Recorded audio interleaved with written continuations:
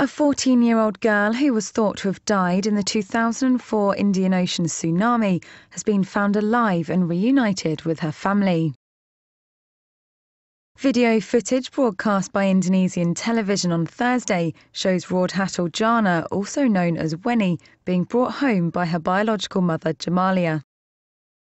Weni was born in western Indonesia and is said to have been swept away by the tsunami when she was 4 years old. Indonesian local media reports that she was later found nearly 80 miles south and raised by an elderly woman.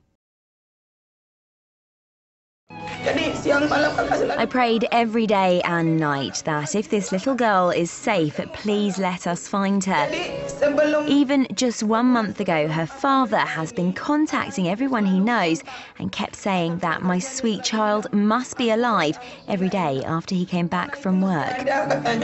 Weni's brother also disappeared with her when the tsunami struck, but is still missing. The family has no plan to take a DNA test to verify the girl's identity, but her mother told local media that she is ready to do so if necessary.